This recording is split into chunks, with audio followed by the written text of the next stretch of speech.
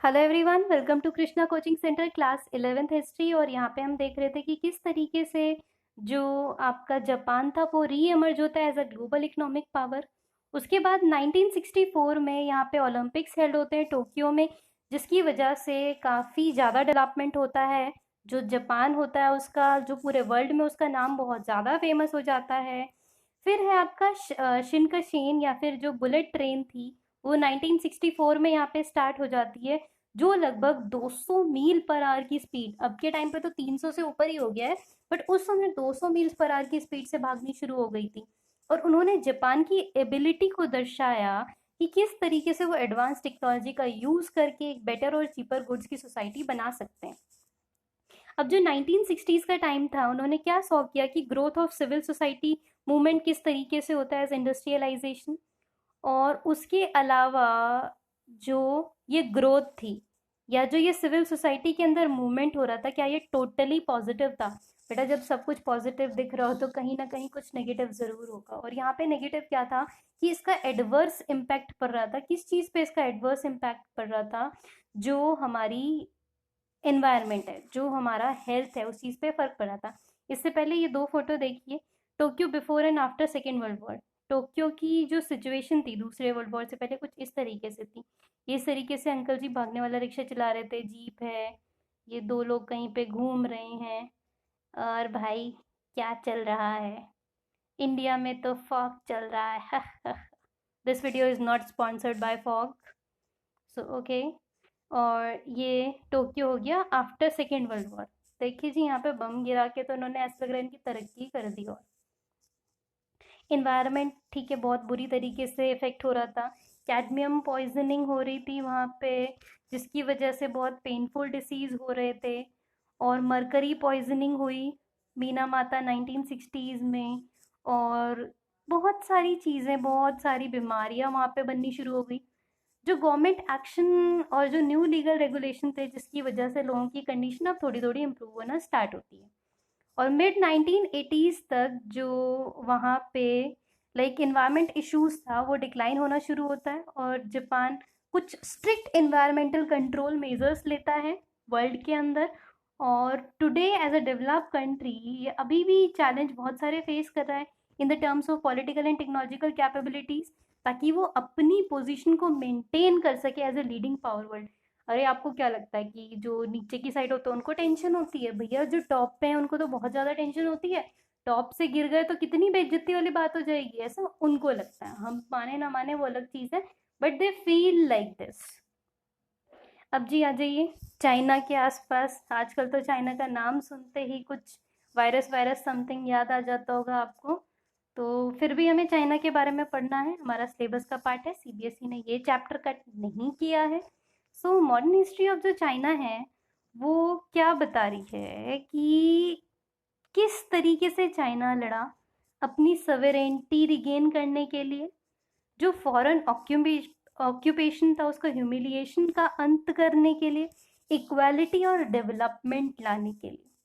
अब चाइनीज जो है वो क्या डिबेट करते हैं कि सब चीज़ें तीन ग्रुप में हुई। जो अर्ली रिफॉर्मर थे, जैसे कि कांग यूओई और लियांग कुशाओ, उन्होंने क्या ट्राई किया कि वो ट्रेडिशनल आइडियाज़ को यूज़ करें नए और डिफरेंट तरीके से, ताकि जो भी चैलेंजेस वेस्ट ने उनको दिए हैं उनको वो ओवरकम कर सकें। जापान ने देखो, जापान में क्या हुआ कि उन्होंने बहुत रूल करने ही नहीं दिया उनको। दे आर लाइक, हम कुछ करेंगे, हम अपने आप को कॉलोनी नहीं बनने देंगे। ये बेचारे कॉलोनी बन गए थे, जिसकी वजह से इनकी इकोनॉमी को नुकसान हुआ, सब चीज़ों का नुकसान हुआ। और अब उनको ये क्या था कि वेस्ट ने जो नुकसान किया, उस नुकसान की हम भरपाई कैसे करें। सेकेंडली, पहले लेवल पे तो ये आ गए। फिर आते हैं रिपब्लिकन रिवॉल्यूशनरीज। इनमें कौन कौन आता है? सुन यात सेन, जो कि फर्स्ट प्रेसिडेंट थे रिपब्लिक ऑफ चाइना के। वो इंस्पायर्ड हुए by ideas of Japan and the west. उनको नहीं लगता था कि जी वेस्ट जो है वो उसने कुछ गंदा तरीके से वर्क किया है। अब उनके लिए किया था, बट उनका जो अपना आइडिया था वेस्ट वालों का अपने लिए, वो नुकसानदेह नहीं था। उनकी कंट्री तो उस समय डेवलप हुई हुई। तो उन इन सब से बहुत ज़्यादा इंस्पायर्ड थे। और थर्ड थे जो कम्युनिस्ट पार्टी ऑफ चाइना है, जिसका आज रूल चलता है वहाँ पे। वो बिल्कुल ख़त्म करना चाहती थी जो पुरानी इनइक्वालिटीज़ है, और जो फॉरेनर्स थे उनको ज़रा से इत्तू से भी बर्दाश्त नहीं थे। उनको क्या था कि उनको बस काम करना है, तबाही मचानी है, तबाही इन द सेंस डेवलपमेंट मचाना है तो मचाना ही है बस।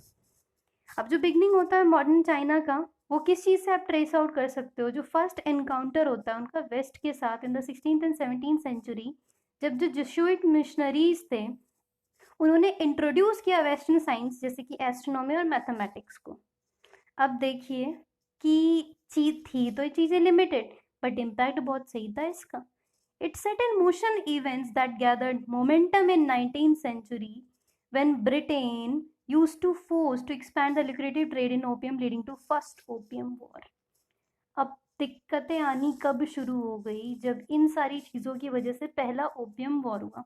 ओपियम क्या होता है? समथिंग लाइक अफीम, नशे वाले पदार्थ होते हैं। अब इसके अंदर जो रूलिंग किंग डायनेस्टी थी उसको, और जो स्ट्रेंथन किया गया demand for reform and change, काफ़ी सारी चीज़ें इस ओपियम वॉर के बाद शुरू होती है। अब देखो ओपियम वॉर का फोटो दे रखा है, कुछ शिप देख रहे होंगे आप जो पूरी तरीके से जल रही है, ब्लास्ट हो रही है। तो ओपियम वॉर यूरोपियन पेंटिंग है ये। अब ओपियम ट्रेड के अंदर था क्या? The demand for Chinese goods जैसे कि टी, सिल्क और पोर्सिलेन, इसने एक serious balance of trade problem create कर दी। कैसे? क्योंकि हर जगह चाइना की चीज़ें चाहिए थी उन्हें। चाय की ज़रूरत पूरे वर्ल्ड में बढ़ गई, सिल्क की ज़रूरत बढ़ गई और पोर्सिलेन की ज़रूरत बढ़ गई। तो जो वेस्टर्न गुड्स थे उनको मार्केट ही नहीं मिल रहा था चाइना में। So payment had to be in silver. तो पेमेंट कैसे करना था? उनको सिल्वर तरीके से करना था। सिल्वर क्या था? जो उनका अपना ऑप्शन था। अब जो ईस्ट इंडिया कंपनी थी उसने एक नया ऑप्शन फाइंड किया, दैट वाज ओपियम, जो कि इंडिया में ग्रो होता था। ओपियम क्या था? एक तरीके का ड्रग वगैरह इंडिया में ग्रो हो रहा था। तो they sold the opium in China and give the silver that they earn to company agents in Canton in return for letter of credit. अब company use the silver to buy tea, silk and porcelain to sell in Britain. अब वो opium ले जाते थे, opium को बेचते थे, opium को बेचने के बाद वहां से उनको सिल्वर मिलता था और उसी सिल्वर से वो वहां पे ट्रेड कर रहे थे। अब देखिए जी, पर अब कितना ही सिल्वर ले लोगे, कितना ही ओपियम बेच दोगे? तो company use the silver to buy tea, silk और porcelain to sell in Britain. ये ट्रायंगुलर ट्रेड था between India, China and Britain. समझ में आया? एक बार ध्यान से देखिए।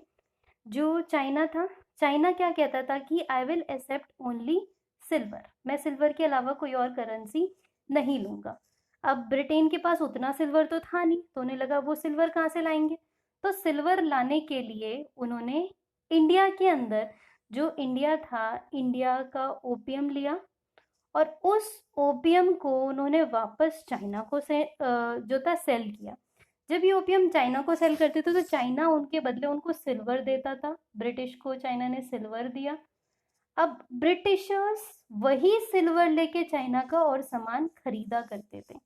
तो ओपियम क्या बन गया? एक मीडिएटर, मीडियोकर जैसा काम करना, वहां पे मीडिएटर जैसा काम करना उसने स्टार्ट कर दिया। तो ये ओपियम वॉर का बैकग्राउंड था, ओपियम ट्रेड का। पर ओपियम ट्रेड के बाद एक ओपियम वॉर भी आता है, उसके बारे में हम आगे डिस्कस करेंगे। सो इस पार्ट को हम यहीं तक रखते हैं। इसका अगला पार्ट हम कवर करेंगे अपने अगले वीडियो में। तो तब तक के लिए आपको कोई भी कंफ्यूजन या क्वेरी है तो आप हमसे कमेंट सेक्शन में पूछ सकते हैं। तो थैंक यू सो मच।